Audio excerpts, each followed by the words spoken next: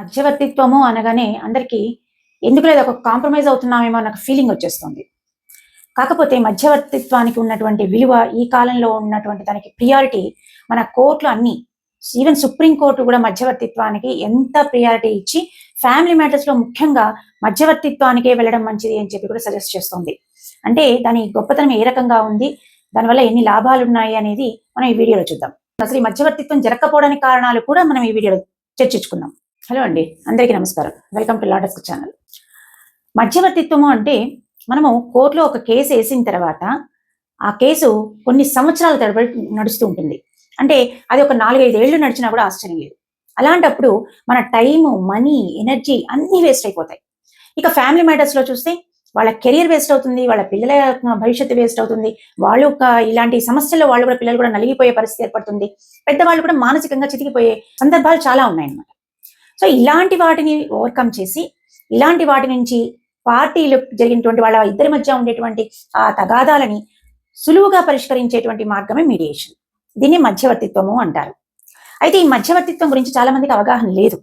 కాబట్టి మధ్యవర్తిత్వం అనగానే ఏదో మనం కాంప్రమైజ్ చేసుకోవడానికి మనని ప్రోద్బలిస్తారేమో, మనకి ఇష్టం లేకపోయినా ఒప్పుకోవాల్సి వస్తుందేమో, మన చేత సంతకాలు పెట్టించుకుంటారేమో, అసలు దానికి ఆ అగ్రిమెంట్ ఏదైతే రాస్తారో అక్కడ శాంటిటీ ఉంటుందా, కోర్టులో కదా మనం తేల్చుకోవాల్సింది, ఇలా ఇంకా చాలా చాలా డౌట్స్ అన్ని చాలా మందికి ఉన్నాయి. కాకపోతే ఆ డౌట్స్ అన్నిటికీ నేను ఫుల్ స్టాప్ పెట్టడానికి ఈ వీడియో తీస్తున్నాను. మధ్యవర్తిత్వానికి ఒక కోర్టులో కేసు నడవడానికి చాలా వ్యత్యాసం ఉంటుందండి. గెలుపు అంటే కేవలం కోర్టులో ఏదో కేసు ఫైట్ చేసి విజయం సాధించడం అనేది గెలుపు కాదు. మన మనశ్శాంతిని కాపాడుకొని మన కేసుకు సంబంధించి ఒక సొల్యూషన్ తీసుకురావడమే మనకు న్యాయం జరగడంతో సమానం. అదే గెలుపుతో సమానం.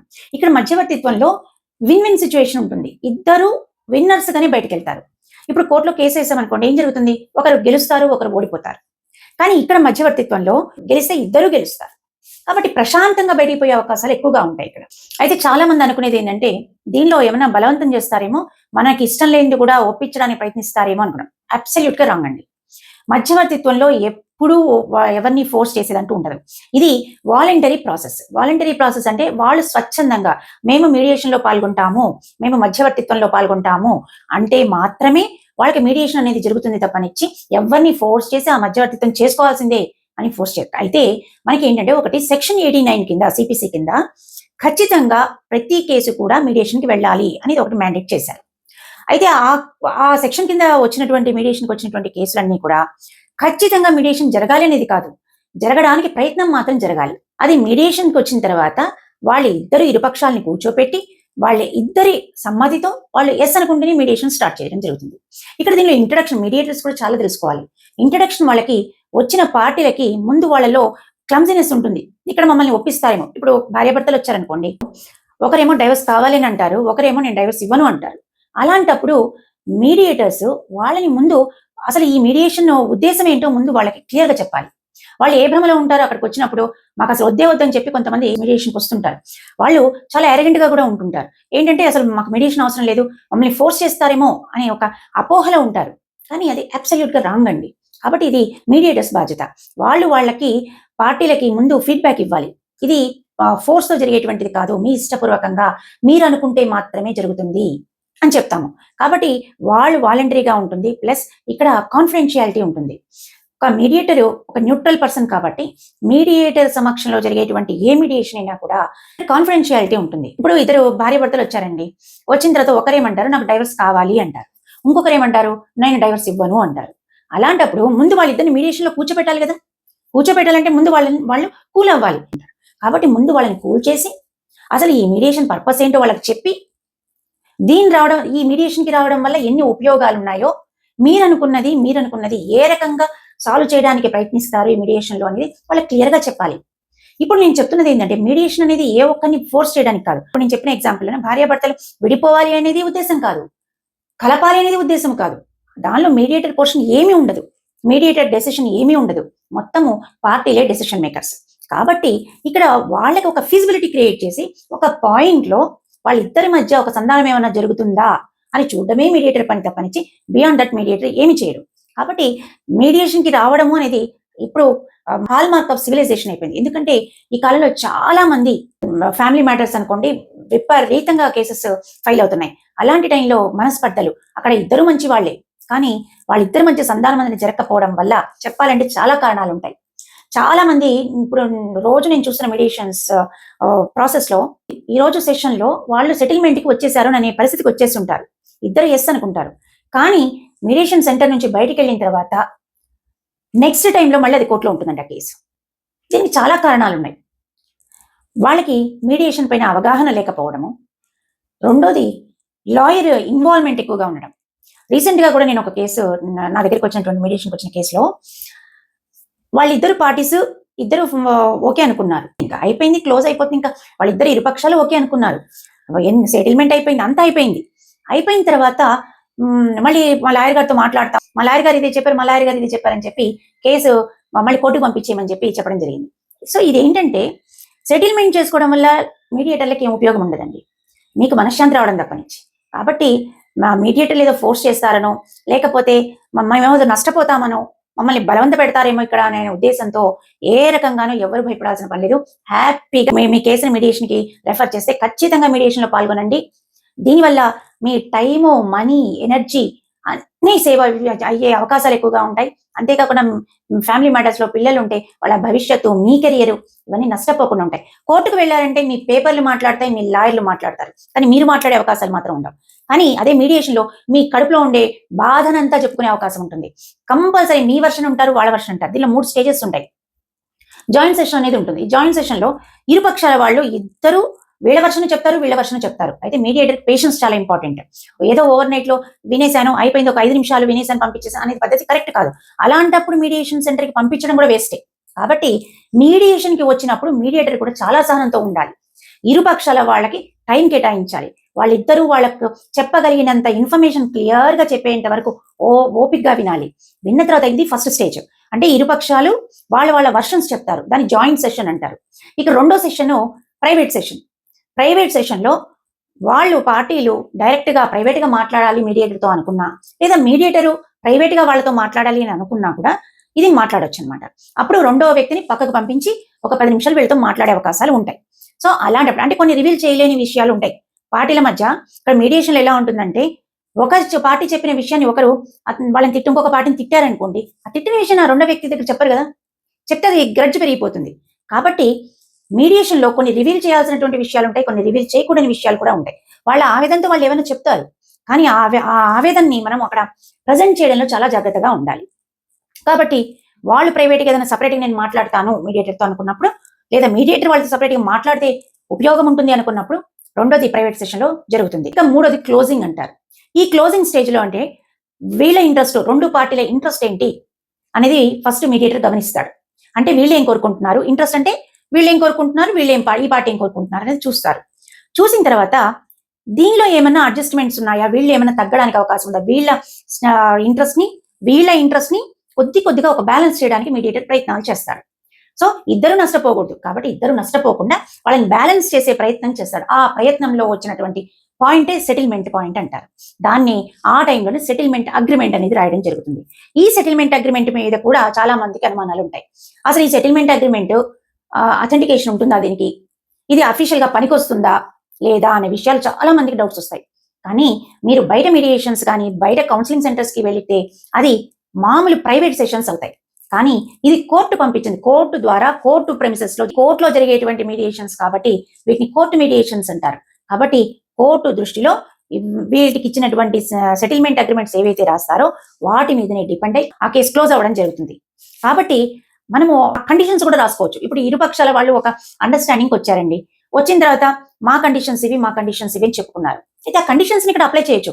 పలానా కండిషన్స్ మీద ఇరుపక్షాల వాళ్ళు కలిసి బతకడానికి సిద్ధపడ్డారు, పలానా కండిషన్స్ మీద ఇరుపక్షాల వాళ్ళు విడిపోవడానికి సిద్ధపడ్డారు, లేదా ఏదైనా మనీ రికవరీ అట్లాంటివి అనుకోండి, ఇరుపక్షాలు వీళ్ళకి ఇంత amount full and final settlement కింద ఇవ్వాలనుకుంటున్నారు, దాంతో ఆ కేసు క్లోజ్ అయిపోతుంది.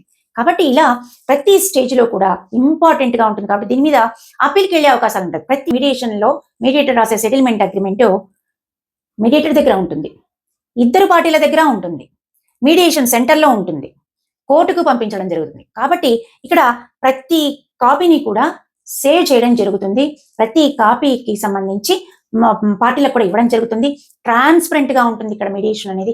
కాబట్టి ప్రతి వాళ్ళు ఇది ఈ కాలంలో ఇలాంటి సమస్యలు ఎక్కువగా ఉంటున్నాయి కాబట్టి వాటిని జటిలం చేసుకోకుండా మీడియేషన్ అనేది హాల్ మార్క్ ఆఫ్ సివిలైజేషన్. కాబట్టి ప్రతి వాళ్ళు మీడియేషన్ ని అవైల్ చేసుకోవాలి. అయితే ఇక్కడ దురదృష్టకరం ఏంటంటే సెటిల్మెంట్ అవ్వడానికి యోగ్యంగా ఉండేటువంటి కేసులు సెటిల్మెంట్ అయితేనే బెటర్. కొన్ని సెటిల్మెంట్ కి యోగ్యంగా లేని కేసులు కూడా ఉంటాయి. అంటే ఇప్పుడు మెయింటెనెన్స్ అసలు మేము ఒక్క పైసా ఇవ్వము అనే వాళ్ళు ఉంటారు ఫ్యామిలీ మ్యాటర్స్ లో, లేదా పర్మనెంట్ ఎలిమిని అసలు ఇవ్వమనే వాళ్ళు ఉంటారు, పిల్లల్ని అసలు ఇగ్నోరెంట్ గా వదిలేసే వాళ్ళు ఉంటారు. సో ఇలాంటి సిచ్యువేషన్స్ లో అది మీడియేషన్ లో సెటిల్ అయ్యే విషయం కాదు కాబట్టి కోర్టుకి రిటర్న్ చేయడం జరుగుతుంది. కాకపోతే సెటిల్ అయ్యే విషయాల్లో కూడా, సెటిల్ అయ్యే కేసెస్ లో కూడా కొన్ని కేసులు సెషన్ మారేసేసరికి మళ్ళీ అది కోర్టులోకి వెళ్ళడానికి వాళ్ళు సిద్ధపడిపోతున్నారు. దీనికి చాలా కారణాలు ఉన్నాయి. దానిలో మొదటిది పేరెంట్స్ ఇన్వాల్వ్మెంట్. వాళ్ళ పేరెంట్స్ సెటిల్ అయ్యే ఇష్యూని కూడా కాంప్లికేట్ చేయడం అనమాట.